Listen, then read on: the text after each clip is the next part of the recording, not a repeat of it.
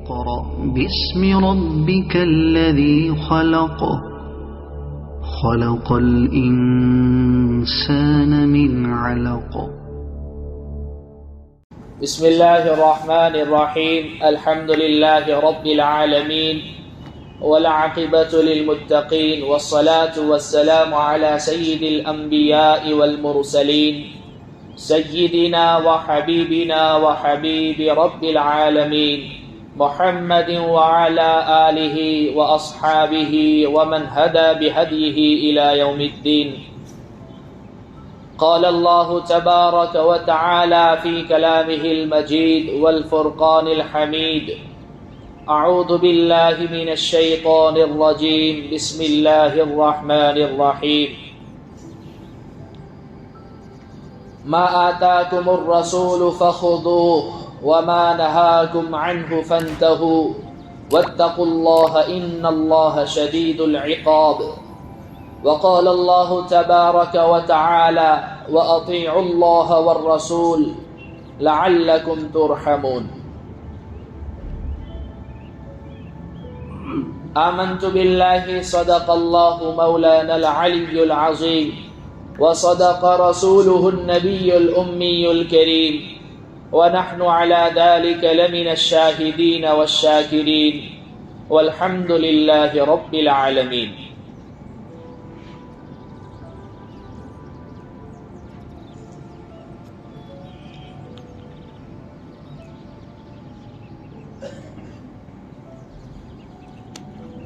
درود شریف پڑھ لیں. اللہم صلی علی محمد وعلی آل محمد کما صلیت علی ابراہیم وعلی آل ابراہیم انک حمید مجید. اللہم بارک علی محمد وعلی آل محمد کما بارکت علی ابراہیم وعلی آل ابراہیم انک حمید مجید. میرے عزیزوں، پیاروں، بزرگوں، اللہ کے رسول پر ایمان رکھنے والے میرے دین عظیم بھائیوں، اللہ سبحانہ و تعالیٰ کا فضل احسان کہ اللہ سبحانہ و تعالیٰ نے ہمیں ایمان جیسی عظیم الشان بیش بہا نعمت عطا فرمائی، اور نعمت اسلام سے اللہ سبحانہ و تعالیٰ نے ہم تمام کو سرفراز فرمایا. اب جب اللہ سبحانہ و تعالیٰ نے ہمیں مومن بنایا، مسلمان بنایا، تو اللہ سبحانہ و تعالیٰ کا ایک مطالبہ ہم سے یہ ہے کہ اسلام میں آئے ہیں تو پورے کے پورے آ جاؤ. ایسا نہیں کہ اسلام کا جو حکم ہماری عقل پر اترتا ہو، ہماری سمجھ میں آتا ہو، اس پر تو ہم عمل کریں، جو ہماری عقل سے باہر ہو اس کو ہم چھوڑ دیں، یا جس کو کرنے کو جی چاہتا ہو اس کو تو ادا کریں، جس کو کرنے کو جی نہ چاہ رہا ہو اس کو چھوڑ دیں. افتؤمنون ببعض الکتاب وتکفرون ببعض. اللہ سبحانہ و تعالی سورہ بقرہ پہلے پارے میں گرچہ یہ خطاب یہود سے ہے کہ کیا بات ہے کہ تم بعض کتاب پر تو ایمان لاتے ہو اور بعض کا انکار کرتے ہو، یعنی آدھی تورات کو مانتے ہو آدھی کو نہیں مانتے ہو. گرچہ یہ خطاب یہود سے ہے لیکن یہ قرآن کریم یہ قیامت تک باقی رہنے والی کتاب ہے. اسلام میں آنے کے بعد جو مسلمان بھی ایسا کرے گا یہ خطاب اس کے لیے بھی ہے. لہذا اللہ سبحانہ و تعالی تقاضا کر رہے ہیں، یا ایھا الذین آمنوا ادخلوا فی السلم کافہ ولا تتبعوا خطوات الشیطان انہ لکم عدو مبین. کہ اے ایمان والو، اسلام میں پورے کے پورے داخل ہو جاؤ، شیطان کے پیچھے، خواہشات نفس کے پیچھے مت چلو، شیطان تمہارا کھلا دشمن ہے. میرے عزیزوں، پیارو، دین اسلام فطرت کے عین مطابق مذہب ہے اور زندگی کے ہر مرحلے میں، ہر شعبے میں جینے کا طریقہ یہ ہمیں اسلام سکھاتا ہے۔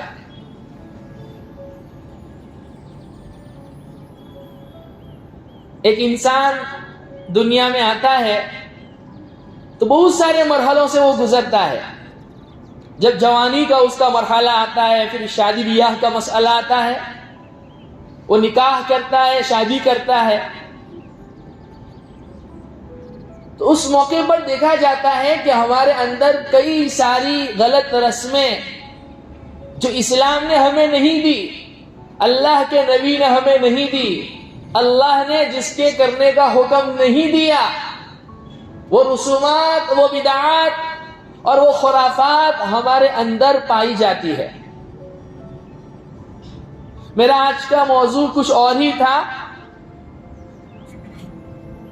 لیکن ایک کارگزاری آئی جس کی وجہ سے میرا ذہن بدل گیا، اور میں نے سوچا کہ کیوں نہ آج اس ٹاپک کے اوپر، اس مضمون کے اوپر کچھ باتیں کی جائے۔ شادی بیاہ کے موقع پر جہیز کی جو رسم ہے، لین دین ہے، اس کے اوپر دعا کریں اللہ سبحانہ و تعالی حق بات حق طریقے سے، حق نیت سے کہنے کی توفیق عطا فرماوے، اور ہم تمام کو عمل کی نیت کے ساتھ، یاد رکھنے کی نیت کے ساتھ، دوسروں تک پہنچانے کی نیت کے ساتھ سننے کی توفیق عطا فرماوے۔ میرے عزیزوں پیارو، یہ ہمارے سماج میں، ہماری سوسائٹی میں اور ہماری کمیونٹی میں شادی بیاہ کے موقع پر ایک رسم جو چل پڑی ہے، جو دراصل اسلام نے ہمیں نہیں دی، اللہ کے نبی سرور کونین صلی اللہ علیہ وسلم نے ہمیں نہیں دی، اللہ سبحانہ و تعالی نے اس کا حکم نہیں دیا، بلکہ ہماری پڑوس قوم کی جانب سے آئی ہوئی یہ وبا ہے، بیماری ہے، اور یوں سمجھ لیجئے کہ ایک سماجی لعنت ہے۔ ہونا تو یہ چاہیے کہ ہم اپنی ان پڑوس قوموں کو اسلام کی اچھائیاں اور خوبیاں دیتے، بجائے اس کے کہ ہم نے وہاں سے خرابیاں لینا شروع کی۔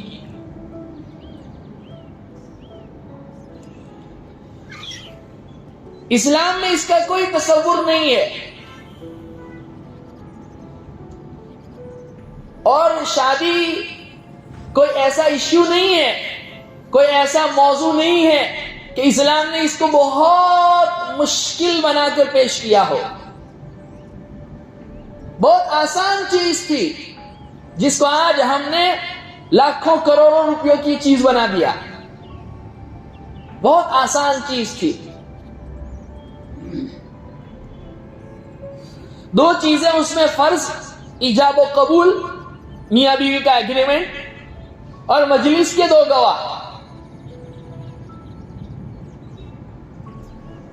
یہ دو فرض ہے، ایجاب و قبول اور مجلس کے گواہ، اور مہر کا ہونا یہ واجب ہے۔ باقی تین چیزیں مسنون ہیں: ولیمہ، چھوارے یا کوئی میٹھی چیز تقسیم کرنا، اور نکاح میں خطبے کا ہونا، یہ مسنون ہے۔ اس میں کوئی بھی چیز یہ شریعت نے لڑکی والوں پر نہیں رکھی۔ ولیمہ کرے گا کون؟ لڑکے والے۔ چھوارے تقسیم کرے گا کون؟ لڑکے والے۔ مہر دے گا کون؟ لڑکے والے۔ لڑکی کے اوپر 1 روپیہ کا خرچہ نہیں ہے، لیکن ہم نے اسلام کو چھوڑ دیا۔ معاف کرنا، ویسے تو ہم تبلیغ میں بھی جاتے ہیں، بزرگوں کی مجلسوں میں بھی جاتے ہیں، ان سے عقیدت بھی رکھتے ہیں، محبت بھی رکھتے ہیں، حج عمرہ بھی کرتے ہیں، زکوٰۃ بھی دیتے ہیں، نماز بھی پڑھتے ہیں، لیکن شادی بیاہ کا موقع جب آ جاتا ہے، بہت سخت جملہ کہنے جا رہا ہوں، اللہ معاف کرے، ہم اور آپ ہندو بن جاتے ہیں، اور ہماری ایک نہیں چلتی گھر میں۔ ہم کس چیز کے بڑے؟ ہم جو اپنے آپ کو گھر کا سربراہ سمجھتے ہیں، تصور کرتے ہیں، اپنے آپ کو گھر کا ولی سمجھتے ہیں، کس چیز کی ہماری ولایت، کس پر ولایت ہے؟ شادی بیاہ کے موقع پر ہماری ایک نہیں چلتی. حالانکہ یہ وہ موقع تھا جب ہم اسٹینڈ لیتے, ہم سخت رویہ اختیار کرتے. ایسا تو ہوتا ہے کہ بھائی نے اگر ہمیں کارڈ نہیں بھیجا تو اس کی بیٹی کی شادی کے موقع پر, اس کے بیٹے کی شادی کے موقع پر, چونکہ اس نے کارڈ نہیں بھیجا ہم نہیں جائیں گے, سارے گھر والے بائیکاٹ کریں گے. لیکن کبھی کوئی مائے کا لال, اللہ کا برگزیدہ بندہ ایسا نہیں ملا آج تک جس نے اپنے خاندان کی کسی شادی کو اس لیے ترک کر دیا ہو, چھوڑ دیا ہو, بائیکاٹ کیا ہوا ہو کہ اللہ کے نبی صلی اللہ علیہ وسلم کی سنتیں وہاں پر جو ہے دفن ہو رہی تھی. اور ہماری شادیاں دیکھو تو صحیح, آج 20 لاکھ 40 لاکھ 50 لاکھ کروڑوں میں پہنچ گئی, 4 کروڑ 5 کروڑ. پھر اس قوم کی تباہی نہیں آئے گی تو کیا آئے گا؟ دیکھیے, ایک ہے اسراف, ایک ہے تبذیر. اسراف کہتے ہیں وہ جگہیں جن میں خرچ کرنا ہے ان میں ضرورت سے زیادہ خرچ کر دینا, اس کو کہتے ہیں اسراف. قرآن میں جہاں کہیں یہ لفظ آیا وہاں پر یہ فرمایا وَكُلُوا وَاشْرَبُوا وَلَا تُسْرِفُوا, کھاؤ پیو لیکن اسراف مت کرو. یعنی جتنا آپ نے کھانا چاہے تھا اتنا لینا چاہے تھا, اس سے زائد کیوں لے لیا, اب بقیہ آپ نے خراب کر دیا, اب ڈسٹ بن میں پھینکا جا رہا ہے, نالیوں میں بہایا جا رہا ہے. یہ ہے اسراف. اسراف جو ہے آدمی کی حالت کے اعتبار سے بدلتا رہتا ہے. ایک آدمی کی کیپیسٹی ہے ولیمہ کھلانے کی اور اس کے پاس پیسہ بھی موجود ہے, وہ کھلا رہا ہے تو اس کے لیے یہ اسراف نہیں ہے. لیکن اس ایک بندے کی کیپیسٹی نہیں ہے ولیمہ کھلانے کی, وہ قرضہ لے رہا ہے واہ واہی بٹورنے کے لیے یا لوگوں کو خوش کرنے کے لیے ولیمہ کر رہا ہے, تو یہ اس کے حق میں اسراف ہے. اور ایک ہے تبذیر.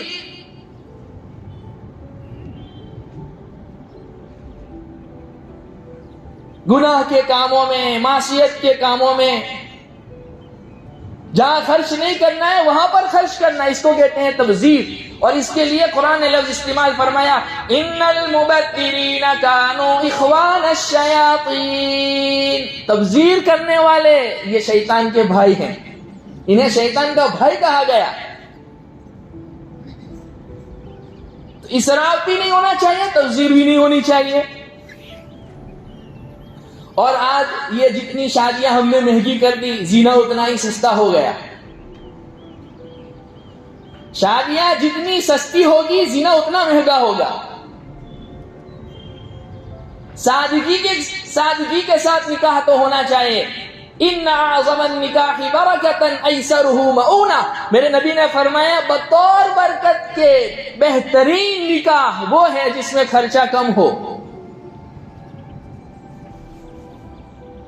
اور ہمارے یہاں باقاعدہ جو ہے لڑکے والے لڑکی والوں کو جہیز کے لیے لسٹ دیتے ہیں, ہمیں اے سی بھی چاہیے, ہمیں فریج بھی چاہیے, ہمیں فروزن بھی چاہیے, ہمیں پنکھے بھی چاہیے, واشنگ مشین بھی چاہیے, ہمیں گاڑی بھی چاہیے, ہمیں بلیٹ بھی چاہیے. باقاعدہ لسٹ دی جاتی ہے اور لڑکی والے باقاعدہ اس کو پورا کرنے کی کوشش کرتے ہیں.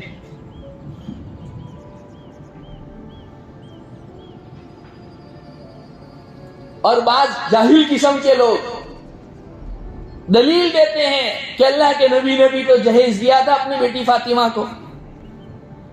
میں نے اس سے پہلے بھی یہ مسئلہ کلیئر کیا تھا, آج پھر سے کلیئر کر دیتا ہوں.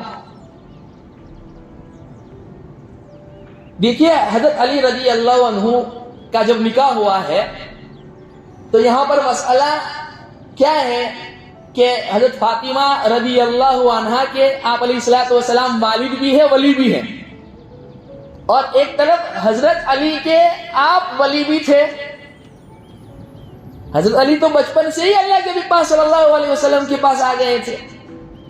انہوں نے اور حضرت عباس نے آپس میں مشورہ کیا تھا اور کہا تھا کہ ہمارے چچا خواجہ ابو طالب کثیر العیال ہے اور ان کے پاس اتنا روپیے پیسے کا انتظام نہیں, شرافت تو تھی لیکن پیسہ نہیں تھا, فقر و فاقہ تھا. حضرت جعفر نے حضرت عقیل کو, حضرت عباس نے حضرت عقیل کو, اور اللہ کے پاس صلی اللہ علیہ وسلم نے حضرت علی کو اپنے پاس لے لیا تھا. اور بچپن سے ہی اللہ کے پاس صلی اللہ علیہ وسلم نے ان کی تربیت کی تھی. تو آپ حضرت فاطمہ کے والد بھی تھے, ولی بھی تھے, اور دوسری طرف حضرت علی کے بھی ولی تھے. جب رشتہ طے ہو گیا, نکاح کی باری آئی, آپ علیہ الصلوۃ والسلام نے حضرت علی کو بلوایا. حضرت علی رضی اللہ عنہ آئے. اللہ کے نبی پاک صلی اللہ علیہ وسلم نے جب یوں کہا کہ آپ کا نکاح ہونے جا رہا ہے, دینے کے لیے مہر کچھ ہے, تو انہوں نے تو سیدھا اپنا پلو جھاڑ دیا کہ یا رسول اللہ میرے پاس تو کچھ ہے ہی نہیں, ہو تو دوں, ہے ہی نہیں تو کیا دوں. تو اللہ کے نبی پاک صلی اللہ علیہ وسلم نے فرمایا دیکھو آپ کے پاس وہ زیرہ تھی نا, اور جو مال غنیمت میں آپ کو ملی تھی, تو وہ تو یوں سمجھ رہے تھے کہ اصل میں زیرہ تو جو ہے جنگ کا سامان ہے, جنگ میں استعمال ہو سکتی ہے. تو آپ نے کہا اسے بیچ دو. مارکیٹ میں گئے اور سیدنا عثمان غنی رضی اللہ عنہ نے اس کی قیمت سے زیادہ قیمت دی.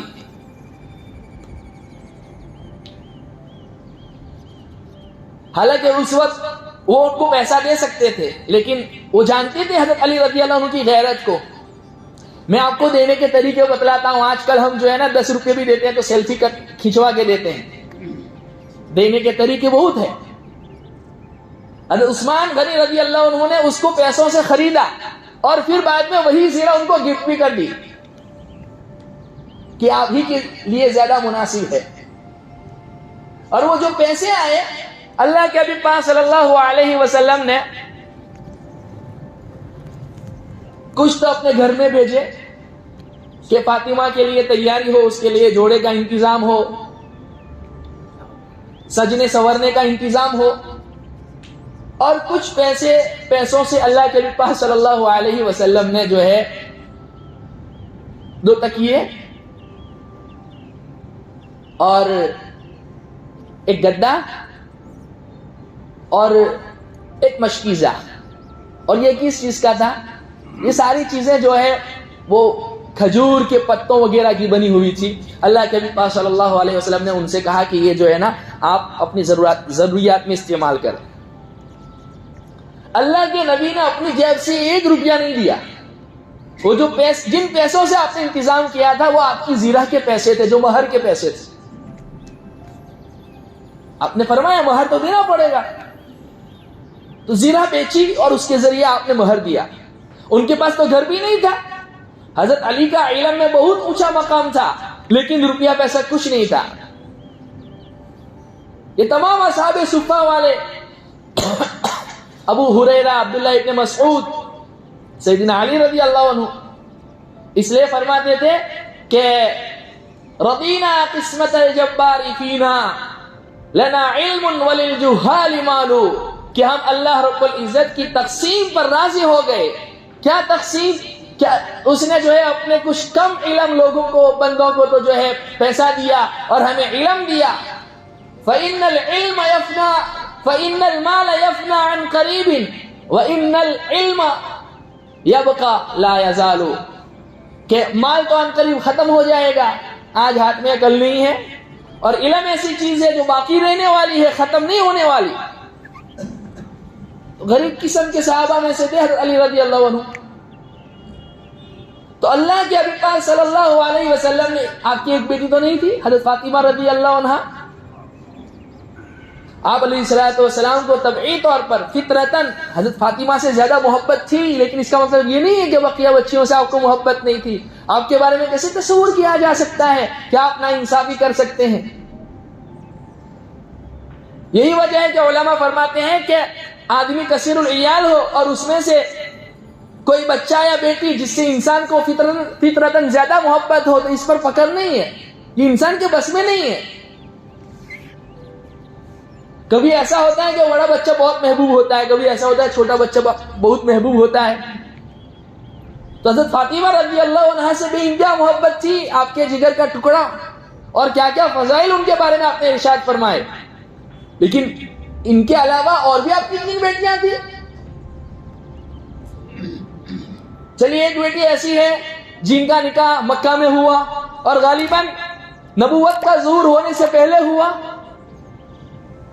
لیکن ایک بیٹی سیدنا عثمان غنی رضی اللہ عنہ کے نکاح میں 2 بیٹیاں آئیں، ایک کی شادی مدینے میں ہوئی. حضرت عثمان کے پاس تو بہت سارا روپیہ پیسہ تھا. کہیں یہ نہیں ملتا ہے کہ اللہ کے حبیب پاک صلی اللہ علیہ وسلم نے اپنی اس بیٹی کو رخصت کرتے وقت مہر یہ دیا ہو، جہیز دیا ہو. کہیں نہیں ملتا.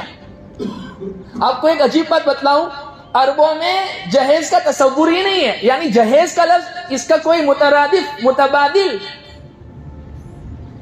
لفظ عربی زبان میں ہے ہی نہیں.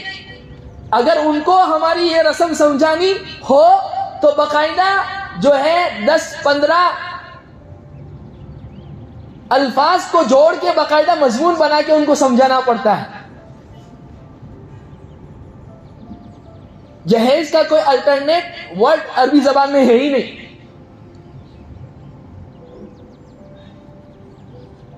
بلکہ آپ ملیشیا، انڈونیشیا میں وہاں پر الٹا ہوتا ہے. لڑکے والے آتے ہیں لڑکی والوں کے گھر، نکاح طے ہو گیا، سب کچھ طے ہو گیا. اب بات ہوتی ہے ہم لوگ اتنے لوگ آئیں گے، آپ کے کتنے لوگ رہیں گے؟ کہا اتنے لوگ ہوں گے.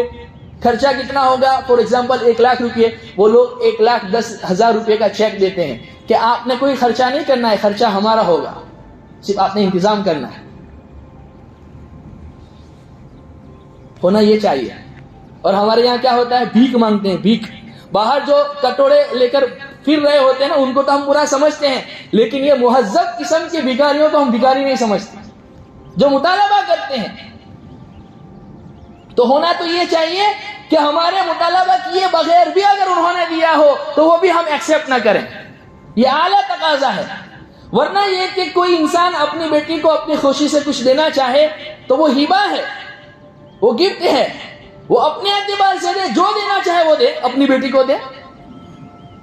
لیکن دینے والے باپ بھی جو ہے نا بے غیرت ہو گئے. اپنی بیٹی کو دے رہے ہیں لیکن دکھلا کے دے رہے ہیں، مجمع کے سامنے اسٹیج پر سجا کر دے رہے ہیں. ہم اپنی بیٹی کو یہ دے رہے ہیں. کیوں؟ گھر میں سے بیگم نے کہا ہے کہ سب کو دکھا کر دینا ہے تاکہ پتا چلے کہ ہم نے کیا کیا دیا ہے. اپنے جگر کے ٹکڑے کو دیتے وقت بھی ہائی لائٹ، اس کی بھی ویڈیوگرافی، اس کے بھی فوٹو. میں اگر اپنے بچے کو کچھ گفٹ کر رہا ہوں تو سب کو بول کے دوں گا، مجھے جو دینا ہے میں دے دوں گا. اور اسی وقت دینا کیا ضروری ہے؟ زندگی پڑی ہے پوری، بعد میں جس طرح سے دینا چاہو آپ دے سکتے ہو. لیکن ماں باپ نے بھی عادتیں خراب کی ہے. یہ ایک ایسی لعنت ہے، ایسی زبردست وبا ہے، بلا ہے، جس کو ہمارے معاشرے سے نکالنے کی ضرورت ہے. اور یہ جو غلط فہمی ہمارے ذہنوں میں بیٹھی ہوئی ہے کہ اللہ کے نبی پاک صلی اللہ علیہ وسلم نے حضرت علی کو، حضرت فاطمہ کو جو ہے ان کی رخصتی کے وقت جہیز دیا تھا، بالکل غلط بات ہے، بالکل غلط بات. پوری ذخیرہ حدیث میں کوئی ایک بندہ مجھے بتلا دے کہ کسی صحابی نے کسی صحابیہ سے جہیز لیا ہے. اللہ کے نبی نے اپنی 4 بیٹیوں میں سے کسی ایک بیٹی کو رخصت کرتے وقت جہیز دیا ہو. کوئی بتلا تو دے. کہیں نہیں ملتا ہے، یہ ہے ہی نہیں. ہونا تو یہ چاہیے کہ ہمارے ہونہار نوجوان جن کا بھی شادیاں باقی ہے وہ پکا ارادہ کریں کہ انشاءاللہ تعالی ہم 1 روپیہ نہیں لیں گے. اور اپنے ماں باپ سے کہیں خبردار آپ نے 1 روپیہ کا مطالبہ کیا، ہم اپنے ان بازوؤں سے جو کمائیں گے خود کھائیں گے، اپنی شریک حیات کو کھلائیں گے، لیکن بھیک نہیں لیں گے. شرم نہیں آتی اسی گاڑی سے سسرال میں جا رہے ہو، کسی ایک نے کبھی نکال دیا ہو کہ دیکھو سسرال والوں کی گاڑی پہ آئے ہیں. یہاں غیرت ہماری کہاں چلی جاتی ہے؟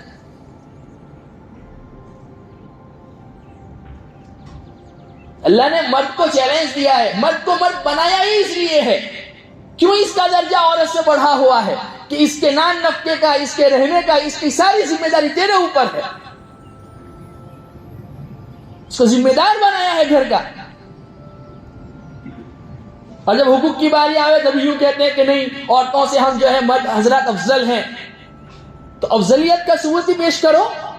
وہ کمزور مخلوق ہے، ان سے محبت کرنے کا حکم ہے، ان کے اوپر خرچ کرنے کا حکم ہے. اللہ کے نبی نے فرمایا ایک انسان باہر خیر کے کاموں میں خرچ کرتا ہے، اس کو 1 صدقے کا ثواب ملتا ہے. وہی روپیہ پیسہ اپنی بیوی بچوں پر خرچ کرتا ہے تو دگنا ثواب ملتا ہے. ان پر خرچ کرنا چاہیے، انہیں دینا چاہیے، ان سے لینا نہیں چاہیے. تو ہم مرد بننے کے بجائے جو ہے اس کے لیے کیا ورڈ استعمال کیے جائیں. ایک بہت خطرناک زہر ہے جو ہمارے معاشرے میں پھیل گیا ہے. اس سے اپنے آپ کو بچانے کی ضرورت ہے. لالچی نہ بنے. اللہ نے آپ کی قسمت میں لکھا ہوگا جب آپ انتہائی سادگی کے ساتھ نکاح کریں گے, اللہ کی قسم اللہ آپ کو ایسی برکتیں دکھائے گا آپ سوچ نہیں سکتے. ایسے راستے کھولے گا آپ سوچ نہیں سکتے. سادگی کے ساتھ نکاح کر کے تو دکھلاؤ. ابھی پونا میں جو ہے وہ بیکری والے, ان کے یہاں نکاح ہو, کتنا سادگی کے ساتھ نکاح ہو. حالانکہ وہ چاہتے تو شاندار ولیمہ کر سکتے تھے, شاندار تقریب کر سکتے تھے, ان کے پاس روپیہ پیسہ سب کچھ ہے, عہدہ ہے, عزت ہے, سب کچھ ہے, لیکن مسجد میں نکاح پڑھایا گیا لسی پر, چھوارے پر. اور ایسا ہی ہونا چاہیے. یہی وجہ ہے آج علماء یوں کہتے ہیں ولیمہ کرنے کے لیے بھی جو ہے تکلف کرنے کی ضرورت نہیں. سیم ڈے جس وقت نکاح ہوا ہے اسی وقت لڑکے والے کچھ کھلا دیں, ولیمہ کی نیت کر لیں, مسئلہ ختم. اللہ کے نبی نے ایک ولیمہ ایسا بھی کیا ہے. ام حبیبہ رضی اللہ عنہا سے جب نکاح ہوا, وہ تو حبشہ میں تھی, ہجرت کر کے چلی گئی تھی. شاہ نجاشی نے آپ کا نکاح پڑھایا اور آپ کی ابھی رخصتی نہیں ہوئی ہے ام حبیبہ رضی اللہ عنہا کی. اللہ کے نبی پاک صلی اللہ علیہ وسلم نے ادھر مدینے میں سب کو دعوت کر دی, کھلا دیا اور کہا ولیمہ ہو گیا. تکلف کرنے کی ضرورت نہیں ہے. اس کو دوسرا دن رکھ کے, تیسرا دن رکھ کے, پھر باقاعدہ لوگوں کو تکلیف دے کر بلا کر, مرد اور عورت کو جمع کر کے میوزک بھی بج رہا ہو, ویڈیوگرافی بھی ہو رہی ہو, فوٹوگرافی بھی ہو رہی ہو, اور سب کچھ ساری چیزیں ہو رہی ہو. تکلفات کی کیا ضرورت ہے؟ سب سے پہلی چیز نکاح کو مسجد میں رکھو. اعلنوا النکاح وجعلوه فی المساجد. نکاح کا اعلان کرو اور اس کو مسجد میں رکھو. بنیاد اگر آپ کی اچھی رہے گی آگے عمارت بہترین جائے گی. مسجد میں نکاح ہی نہیں ہو رہے ہیں, ہمارے ہال میں ہو رہے ہیں, اسٹیجوں پر ہو رہے ہیں. مسجد میں نکاح ہونا چاہیے تاکہ سنتوں کا اہتمام ہو. ماں سجاد صاحب نعمانی دعوت برکاتہ علیہ لکھنؤ کا ایک واقعہ بیان کر رہے تھے کہ جس زمانے میں ہم وہاں پر تھے تو ایک نکاح ہوا ایک گھرانے میں. تو مغرب کے وقت جو ہے نکاح ہوا اور مغرب کے بعد لڑکی کو رخصت کر دیا گیا. آنے والے مہمانوں کی مہمان نوازی کی گئی چائے بسکٹ کے ذریعے. اور جس گھر میں نکاح تھا اس گھر کا اڑوس پڑوس پورا سب جو ہے غیر مسلموں کا تھا. سب کے سب ایجوکیٹڈ, پڑھے لکھے لوگ. تو پڑوسی ہونے کے ناطے انہوں نے وہ بقیہ سارے لوگوں کو بھی جب لڑکی رخصت ہو رہی تھی تو ان کی مستورات کو بلایا ہوا تھا. اب وہ 10-12 لوگ لڑکے والوں کی طرف سے آئے تھے لڑکی کو لے جانے کے لیے. حالانکہ اس میں بھی جو ہے نا ہونا یہ چاہیے کہ لڑکے والے خود لڑکی کو پہنچا دے لڑکے والوں کے گھر. اللہ کے نبی صلی اللہ علیہ وسلم خود پہنچانے گئے. آپ نے عورتوں کو حکم دیا تھا کہ آپ پہنچا دو علی کے گھر. تو جب رخصتی ہو گئی لڑکی کی, سب کچھ ہو گیا, سارے مہمان چلے گئے, 2 عورتیں 2 بچیاں وہاں رہ گئی. تو انہوں نے وہ لڑکی کی امی سے کہا چچی ہم نے تو کوئی سامان نہیں دیکھا کہ آپ کی لڑکی کو آپ نے دیا ہو اور پیچھے گیا ہو. کیا ایسا ہے کہ آپ نے پہلے ہی ٹرک وغیرہ میں سامان ڈال کے پہنچا دیا ہو, فریج وغیرہ اے سی وغیرہ جو بھی ہے سب ساری چیزیں. تو کہا کہ ہمارے یہاں یہ ساری چیزیں نہیں ہوتی, بلکہ ہم نے تو درخواست کی تھی لڑکے والوں سے کہ ہم اپنی حیثیت کے مطابق ضرورت کی گھر کی ضروریات کا سامان جو ہے اپنے داماد کو دیں, اپنی بیٹی کو دیں, لیکن انہوں نے بالکل منع کیا. قطعاً ہم اس کو قبول نہیں کریں گے, ہو ہی نہیں سکتا. کیا بات ہے, آپ اپنی جگر کا ٹکڑا ہمیں دے رہے ہو جنہیں آپ نے ناز و نعمت سے پالا, ہم جو ہے اس کے بدلے میں روپیہ پیسہ دیں. مہر تو دے رہے ہیں 2500 روپے اور جہیز مانگ رہے ہیں 5 لاکھ روپے. یہ تو غریب سے غریب گھرانے کا گھر سے جو مطالبہ ہوتا ہے, وہ مالدار گھرانے ہو تو وہاں سے 50 لاکھ 1 کروڑ ایسے روپیوں کا مطالبہ ہوتا ہے جہیز کے نام پر. اور مہر کتنی دیں گے 2500 روپے. تنخواہ کتنی ہے 1.5 لاکھ روپے. سیلری کتنی ہے 2 لاکھ روپے. ابے کم سے کم 1 مہینے کی تنخواہ تو دے, اس کا تو کوئی بدل ہی نہیں. وہاں تو مفتی صاحب کو مسئلہ پوچھتے ہیں کہ مفتی صاحب 2500 میں کام چل جائے گا, 5000 میں کام چل جائے گا. اپنی جیب سے خرچ کر زیادہ مہر دے تاکہ پتا چلے کہ تو واقعی میں اس کو ایکسپٹ کرنے کے لیے شادی کر رہا ہے. جب جیب سے پیسے نکلتے ہیں تو پتا چلتا ہے. फोकट की तो कोई भी चीज अच्छी लगती है, इसलिए महर ज्यादा से ज्यादा होना चाहिए। और अपनी तरफ से कुछ लोग जो है ना मांगते नहीं, लेकिन इशारा कर देते, वैसे तो हमें कुछ नहीं चाहिए, लेकिन खुशी से आप अपनी बच्ची को जो कुछ देना चाहें आप दे देना करके, अपने दामाद को जो कुछ देना चाहे दे देना, हमें तो नहीं चाहिए। ये मांग नहीं रहे हो, तो इशारे नहीं कर रहे हो कि हमको तो नहीं चाहिए, लेकिन अपनी बच्ची को देना, हमारे बेटे को आपके दामाद को देना करके। सराहतन लफ्जों में यूं कहना चाहिए, हमें कुछ नहीं चाहिए, आप देंगे तो भी हम कबूल नहीं करेंगे। हाँ, फिर बाद में किसी मौके पर वो अपनी बच्ची को दे दे, वो एक अलग बात है। फी नफ्सी ही ये देना कोई नाजायज हराम नहीं है, लेकिन उसको जिस तरीके से दिया जा रहा है, हाईलाइट करके दिया जा रहा है, रस्म समझ कर दिया जाता है, इसमें कुछ हमारे माँ बाप ज्यादती ये भी करते हैं कि लड़कों पर भी ज्यादती होती है कि लड़की को जो है जहेज में 10 तोला 15 तोला 20 तोला सोना दे दिया। देखिए आपको उसूल बतलाऊं, ये जहेज के तौर पर आप जो देते हैं ना, वो हदिया है, हिबा है, और जितना हदिया, जितना गिफ्ट आपने बच्ची को दिया, उतना गिफ्ट आपने बेटे को भी देना है। हदिये में दोनों बराबर है। यही वजह है, उलमा फरमाते हैं कि जिंदगी में अपने जीते जी किसी आदमी ने अपनी मीरास को तकसीम कर दिया है, तो उस वक्त जो है बराबर सराबर है, जितना लड़की को उतना ही लड़के को। मर जाने के बाद यह हुक्म है, लड़के के हिस्से में डबल आएगा, लड़की को सिंगल मिलेगा। तो जितना आपने बेटी की शादी के वक्त 20 तोला 15 तोला दिया, अब बेटे की शादी के वक्त भी दो, न कि उसकी बहू से मांगो, बेटे को दो और बेटे को कहो तू अपनी होने वाली बीवी को दे। ये गलत रस्म है जो हमारे अंदर चल पड़ी है, इसको खत्म करने की जरूरत है। तो उन्होंने कहा कि हमारे यहां तो ये है ही नहीं। वो 2 लड़कियां ब्राह्मण घराने की थी, वो रोने लगी और कहने लगी, काश हम भी किसी मुसलमान घराने में पैदा होते।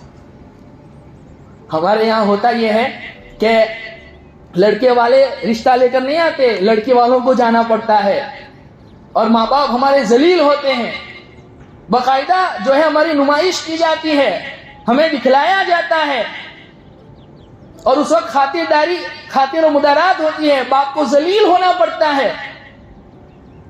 और फिर पसंद आ गया रिश्ता तो करोड़ों की डिमांड होती है, उसके बाद हमारी शादियां होती है, बाप का हार्ट फेल हो जाता है। ये जो भी लड़की की कारगुजारी आपको भेजी थी मैंने ग्रुप में, सच्ची कहानी है। वो मुसलमान लड़की हिंदू लड़की के साथ शादी कर रही है और वो अपनी रुदात, अपनी दास्तान रो रो के बता रही है, मैंने क्यों किया ये। खैर अल्लाह ने फिर बाद में वापसी दे दी और वो लड़के को भी मुसलमान बना दिया। वो तो अच्छा हुआ कि कोई अच्छा बंदा वहां पर गया समझाने के लिए। हम ताने देते हैं, मैसेज फॉरवर्ड करते हैं, करने का काम जो होता है वो नहीं करते। कोई लड़की अगर जिना में मुब्तला हुई तो बड़े जो है इससे मतलब जो है ताने देना शुरू कर देते हैं और लंबी लंबी चौड़ी तकरीरें करना शुरू कर देते हैं। लेकिन कभी तन्हाई में ये सोचा कि ये लड़की तो ऐसी नहीं थी, ऐसा करने पर मजबूर क्यों हुई, इसे किस चीज ने मजबूर किया। अगर हम अपनी ज़कातों का सही इस्तेमाल करते, अगर अल्लाह का दिया हुआ रुपया पैसा हमारे पास है उसका सही इस्तेमाल करते, तो आज हमारी बच्चियां नीलाम ना होती। वो लड़की कह रही जितने भी लोग आए किसी एक ने एक अच्छी बात नहीं की। किसी ने तवाइफ कहा, किसी ने कहा तुम तो बाजारू हो, किसी ने कहा कि तुम जो है शादी के लायक नहीं हो, तुमने गैर मुस्लिम लड़की के साथ शादी कर दी। लेकिन किसी ने ये नहीं पूछा कि गैर मुस्लिम लड़की के साथ मेरी बहन तूने शादी क्यों की, तू क्यों मजबूर हो गई। और वो बता रही थी कि हमारा बायोडेटा जो है बाकायदा था और रिश्ते आए, लेकिन किसी लड़के वालों ने यूं कहा कि पानी लेने के लिए भेजा गया, पानी लेकर आई तो जैसे इनके पास पैरामीटर हो जिसे इनको अंदाजा हो गया हो कि ये लड़की कंवारी नहीं है। तुम्हारे पास कोई पैरामीटर है कि तुम अंदाजा लगा लेते हो देख के, ये कहां से हो गया कि वो लड़की कंवारी है या सय्यिबा है। किसी ने कहा तुम ऐसे तो खूबसूरत हो लेकिन तुम्हारा रंग थोड़ा सा काला है इसलिए हम ज्यादा डिमांड कर रहे हैं तुमसे।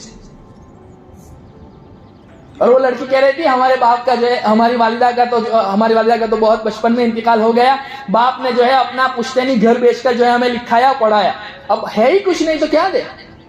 इसलिए मैं मजबूर हो गई, अपने ऑफिस में काम करने वाले एक लड़के के साथ मैंने शादी कर ली। ایسی کتنی ساری بچیاں ہیں جو ہمارے معاشرے میں ہاتھ پیلا کرنے سے جو ہے محروم ہیں. 35 سال 36 سال ہو گئے لڑکیوں کے نکاح نہیں ہو رہے. کیوں؟ ہم نے شادی کو مہنگا بنا دیا. رسومات کے نام پر، رواج کے نام پر. خاندان والے کیا کہیں گے؟ دکھ تو اس بات کا ہے کہ جو لوگ دیندار گھرانے کے ہیں وہ بھی اس رسم میں مبتلا ہے، ملوث ہیں. اور کیا کہتے ہیں کہ خاندان والوں کے سامنے ہماری نہیں چلتی. خاندان کیا کہے گا؟ سماج کے، سوسائٹی کے لوگ کیا کہیں گے؟ کبھی یہ نہیں سوچا اللہ کیا کہے گا، اللہ کا نبی راضی ہے یا نہیں ہے. سب کو راضی کرنے کے چکر میں ہے. بس ان دو ہستیوں کو چھوڑ کر، اللہ کے رسول کو چھوڑ کر سب کو راضی کرنے کا چکر ہے. لیکن کبھی یہ فکر نہیں ہوا میرا اللہ مجھ سے راضی ہو جائے، میرا نبی مجھ سے راضی ہو جائے. ایک بات کے بات کو ختم کر دوں. سیدنا امیر معاویہ رضی اللہ عنہ نے اپنے زمانے خلافت میں جو ہے سیدہ عائشہ صدیقہ طاہرہ پاکیزہ رضی اللہ عنہ کو خط لکھا اور کہا کہ امی جان کچھ نصیحت کر دیں. تو آپ نے بس 2 جملے لکھے. معاویہ، اللہ کو راضی کرنے کے چکر میں مخلوق کو ناراض کرنا پڑے تو یہ سستا سودا ہے. ایک وقت آئے گا اللہ مرنے سے پہلے مخلوق کو راضی کر دے گا، لیکن اللہ کو ناراض کرنے کے لیے اگر مخلوق کو راضی کرنے کے لیے اللہ کو ناراض کرنا پڑے تو بہت مہنگا سودا ہے. اس لیے اس بات کی کوشش اور فکر ہونی چاہیے کہ ہماری زندگی میں مکمل دین ہو، ہم مکمل دین اسلام پر ہو. شادی بیاہ کے موقع پر، موت میت کے موقع پر، ان موقعوں پر ہم اسلام کو ہاتھ سے جانے نہ دیں، اللہ کے احکامات کو جانے نہ دیں، اللہ کے نبی کے طریقوں کو جانے نہ دیں. تو دینا چاہے تو دے سکتے ہیں، لیکن اس کے لیے نمائش نہ ہو، اس کے لیے باقاعدہ فوٹوگرافی نہ ہو، ویڈیوگرافی نہ ہو. اور اپنی بچی کو دے رہے ہیں، دینے کے بہت سارے طریقے ہیں، دے سکتے ہیں آپ. لیکن اللہ کے واسطے میں ان حضرات سے جو یہاں پر بیٹھے ہیں، نوجوان ہیں جن کی شادیاں ہم قریب ہے، جو شادی کرنے والے ہیں، اللہ کے گھر میں بیٹھ کے عہد کریں کہ انشاءاللہ ہم اپنی شادی کو انتہائی سادگی کے ساتھ کریں گے. اور یہ عہد کریں کہ ہمیں 1 روپیہ نہیں لگے. اللہ کی قسم، میں آپ کے سامنے اگزامپل ہوں، اللہ نے ایسی برکتیں دکھلائی ہے میں آپ کو بیان نہیں کر سکتا. بیان سے باہر برکتیں ہیں، تصور سے باہر برکتیں ہیں. اللہ سبحانہ و تعالیٰ شادی کے ساتھ نکاح کرو. میں اس قابل نہیں تھا کہ اللہ یہ گھڑی پہنا تھی، کچھ نہیں تھا، 1 روپیہ نہیں تھا. شادی کے موقع پر انتہائی سادگی کے ساتھ شادی کرو گے، اللہ سب پہنائے گا بھی، سب کھلائے گا بھی، گھمائے گا بھی، سب کچھ دے گا. کر کے تو دیکھو. میرے نبی نے فرمایا بہترین نکاح وہ ہے برکت کے اعتبار سے جس میں خرچہ کم ہو. کم خرچے والی شادی کرو گے، اللہ سبحانہ و تعالیٰ سب کچھ دیں گے، ساری برکتیں ملیں گی، ازدواجی زندگی کی برکات حاصل ہوگی، اولاد نیک صالح ہوگی، ماں باپ کی آنکھوں کی ٹھنڈک بنے گی. تو سلیکشن بھی اچھا ہو اور طریقہ بھی اچھا ہو. اللہ سبحانہ و تعالیٰ جو ہے ہم تمام کو ان رسومات سے، ان بدعات سے بچاوے اور سنت طریقے پر ہم تمام کو شادیاں کرنے کی توفیق عطا فرماوے. اور اس بیماری کو، اس بلا، اس وبا کو جو غیر مسلموں کی طرف سے آئی ہوئی ہے، اللہ سبحانہ و تعالیٰ اس کے خاتمے کی ہم تمام کو توفیق عطا فرما. دیکھیے یہ جو ہے نا، یہ رسم جو ہے وہ ہندو بھائیوں کی طرف سے آئی ہے، کیونکہ ان کے وہاں جو ہے وارث، وراثت کا کوئی تصور نہیں ہے. ان کے وہاں بچیاں وارث نہیں بنتی. اسلام میں کیا ہے؟ مما قل منہ او کثر، چاہے پیسہ تھوڑا چھوڑا ہو باپ نے، چاہے زیادہ چھوڑا ہو. جھاڑو بھی چھوڑی ہے باپ نے تو جھاڑو میں بھی بیٹی کا حصہ ہے. اور اللہ فرماتے ہیں فریضۃ من اللہ، یہ کوئی نفل چیز نہیں، سنت چیز نہیں، یہ فرض ہے، فرض ہے. ہاں باہر کسی کا پیسہ کھا جانے کو حرام سمجھتے ہیں، لیکن بیٹیوں کو، بہنوں کو میراث کا حصہ نہ دینے کو کوئی حرام نہیں سمجھتا. سگنیچر کروا لیتے ہیں، انگوٹھا لگوا لیتے ہیں. اللہ کے دربار میں کیا جواب دو گے؟ قبر میں نہیں جانا ہے، اللہ کے سامنے کھڑا نہیں ہونا ہے. اور ہندوؤں میں بھی جو ہے نا، جو راجپوت گھرانہ ہے، وہاں پر تو چھوٹے بھائی بھی وارث نہیں بنتے، بڑا بھائی ہی وارث رہتا ہے. کہتے ہیں کہ وہ ہمارا 10 گز یا 10 مربع جتنی بھی زمین ہے نا، وہ تقسیم نہیں ہونی چاہیے، تقسیم نہیں ہونی چاہیے. یہ وراثت کا تصور اسلام نے ہمیں دیا. چاہے عورت ماں کی شکل میں ہو، نانی کی شکل میں ہو، دادی کی شکل میں ہو، بہن کی شکل میں ہو، بیٹی کی شکل میں ہو، بیوی کی شکل میں ہو، جس روپ میں بھی وہ موجود ہے، اللہ نے مرد کے مالوں میں ان کا حصہ رکھا ہے.